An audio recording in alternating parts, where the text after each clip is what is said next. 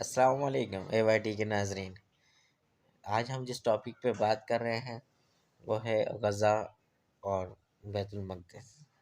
یہ جنگ جو ابھی چل رہی ہے اس کے بارے میں ہمارے حکمرانوں کی کیا رائے ہے، اور ہمارے حضور صلی اللہ علیہ وسلم کی احادیث میں اس میں کیا کیا فرمایا گیا ہے اس جگہ کے بارے میں، اس جنگ کے بارے میں۔ تو آج اب سب سے پہلے دیکھیں گے کہ اس جنگ کے بارے میں، ٹھیک ہے؟ تو آئیے۔ بسم اللہ الرحمن الرحیم۔ فلسطین میں غزہ کے مسلمانوں کے ساتھ جو کچھ ہو رہا ہے، اب تک 11,000 سے زائد معصوم لوگوں کی جانیں جا چکی ہیں، جن میں اکثر عورتیں اور بچے ہیں۔ اقوام متحدہ کی ایک رپورٹ کے مطابق غزہ بچوں کا قبرستان بن رہا ہے۔ ایک NGO سیو دی چلڈرن کے مطابق ہر 10 منٹ میں ایک بچہ شہید ہو رہا ہے۔ اسرائیل کی طرف سے ہونے والے اس ظلم پر ساری دنیا نے آنکھیں بند کر رکھی ہیں۔ وہ ممالک جو دنیا کے ٹھیکیدار سمجھے جاتے ہیں وہ تو کھلم کھلا اسرائیل کے ساتھ کھڑے ہیں۔ کتوں اور جانوروں کی تکلیف پر رونے اور بلبلانے کا ڈرامہ کرنے والے لوگ معصوم بچوں کی نسل کشی پر خاموش ہیں۔ افسوس تو یہ ہے کہ بعض مسلم ممالک بھی انہی ظالموں کے ساتھ کھڑے ہیں، اور جو فلسطینی مسلمانوں کے ساتھ کھڑے ہونے کا ڈرامہ کر بھی رہے ہیں ان کی طرف سے گیدڑ بھبکیوں، جھوٹی تسلیوں یا اس امداد کے علاوہ غزہ کے مسلمانوں کے لیے کچھ بھی نہیں ہے، جو امداد نہ جانے ان تک پہنچ بھی رہی ہے یا نہیں۔ ان تمامی ظالموں کا ایک دن حساب ہونا ہے۔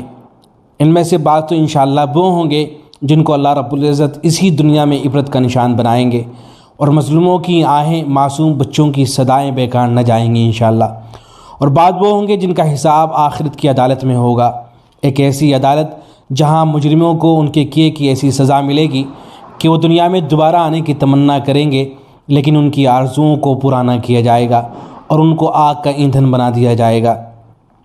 ایسے وقت میں جب کہ غزہ کے مسلمانوں کا کوئی پرسان حال نہیں ہے، اپنے اور غیر سبھی ان کی طرف سے نظر پھیر چکے ہیں، ایسے میں ہمیں اگر تسلی کہیں سے ملتی ہے تو محسن انسانیت حضرت محمد مصطفیٰ صلی اللہ علیہ وسلم کے ارشادات مبارک ہیں جن سے ہمیں تسلی ملتی ہے۔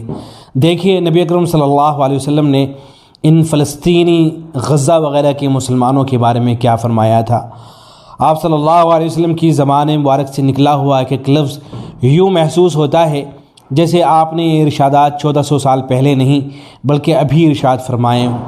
چنانچہ طبرانی میں حضرت عبداللہ بن عباس رضی اللہ عنہما سے ایک روایت آئی ہے کہ رسول اکرم صلی اللہ علیہ وسلم نے ارشاد فرمایا تھا کہ اس دین کا ابتدائی حصہ نبوت اور رحمت ہے، پھر خلافت اور رحمت ہوگا، پھر بادشاہت اور رحمت ہوگا، پھر اس بادشاہت پر لوگ گدھوں کی طرح ایک دوسرے کو کاٹیں گے، تب تم پر جہاد لازم ہے، اور افضل جہاد رباط یعنی سرحدوں کی حفاظت ہے، اور افضل رباط اسقلان کا ہے۔ اسقلان یہ غزہ شہر سے محض 21 کلومیٹر کی دوری پر ہے۔ یہی وہ جگہ ہے جہاں مشہور محدث حضرت حافظ ابن حجر عسقلانی رحمۃ اللہ علیہ پیدا ہوئے تھے، جن کی بخاری شریف کی شرح فتح الباری اور دوسری کتابیں دنیا بھر میں مشہور ہیں، اور ہر زمانے کے اہل علم ان کتابوں سے استفادہ کرتے آئے ہیں۔ نبی اکرم صلی اللہ علیہ وسلم نے یہاں کی سرحد کی حفاظت کو سب سے بہترین جہاد قرار دیا ہے۔ اے کاش کہ دنیا کے وہ مسلم ممالک اللہ نے جن کو طاقت اور قوت سے نوازا ہے وہ اس حدیث پر عمل پیرا ہوتے اور اپنے اپنے ملکوں کی فوج بھیج کر یہاں کی سرحدوں کی حفاظت کر کے نبی اکرم صلی اللہ علیہ وسلم کی اس حدیث پر عمل کرتے۔ عرب علماء کو تو یہ حدیث یاد ہی ہو گئی۔ اس حدیث کو تو ناصر الدین البانی صاحب بھی صحیح کہتے ہیں۔ اے کاش کہ عرب علماء اپنے حکمرانوں کو یہ حدیث سنائیں۔ ایسی ایک دوسری روایت میں نبی اکرم صلی اللہ علیہ وسلم نے باقاعدہ غزہ اور اسقلان کا نام لے کر یہ فرمایا ہے کہ خوشخبری ہو اس شخص کے لیے جسے اللہ رب العزت 2 دلہنوں میں سے کسی ایک دلہن میں بسا دے، یا تو اللہ رب العزت اسے اسقلان میں بسا دیں یا غزہ میں بسا دیں۔ نبی اکرم صلی اللہ علیہ وسلم نے غزہ اور اسقلان کو صرف شہر نہیں کہا ہے بلکہ دلہن کہا ہے، گویا کہ ایک ایسا شہر جو دلہن جیسا ہو۔ مبارکباد ہیں وہ لوگ جو ان دلہنوں جیسے شہروں کی حفاظت کے لیے اپنی جانوں کا نذرانہ پیش کر رہے ہیں۔ ایک روایت اس طرح سے بھی آئی ہے، اسقلان دلہنوں میں سے ایک دلہن ہے، قیامت کے دن یہاں سے 70,000 لوگوں کو اٹھایا جائے گا جن کا کوئی حساب نہ ہوگا۔ یہاں کے 50,000 شہداء وفود کی شکل میں اللہ کی بارگاہ میں اس طرح حاضر ہوں گے کہ ان کے کٹے ہوئے سر ان کے ہاتھوں میں رکھے ہوئے ہوں گے، ان کے سینوں سے خون بہہ رہا ہوگا، وہ کہہ رہے ہوں گے ربنا وآتنا ما وعدتنا علی رسلک ولا تخزنا یوم القیامہ انک لا تخلف المیعاد۔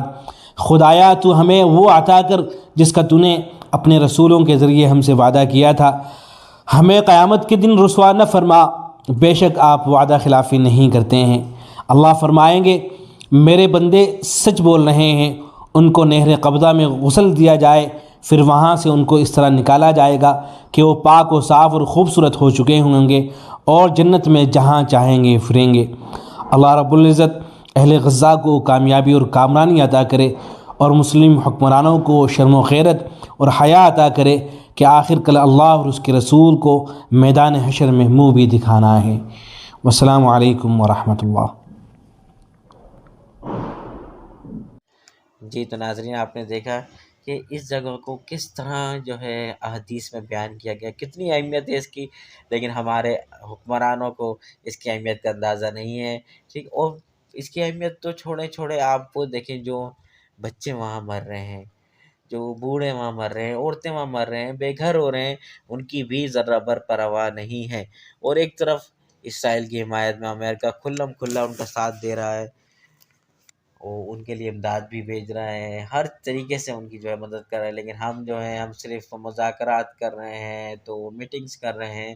تو بھائیا اس سے کچھ نہیں ہونے والا جب تک ہم فوجی صلاحیتیں اپنی استعمال نہیں کریں گے، یا ہم ان کے سے جو کاروباری ہمارے وہ ہے رفاقتیں وہ ہم ختم نہیں کریں گے، اس کا کچھ بھی نہیں ہونے والا۔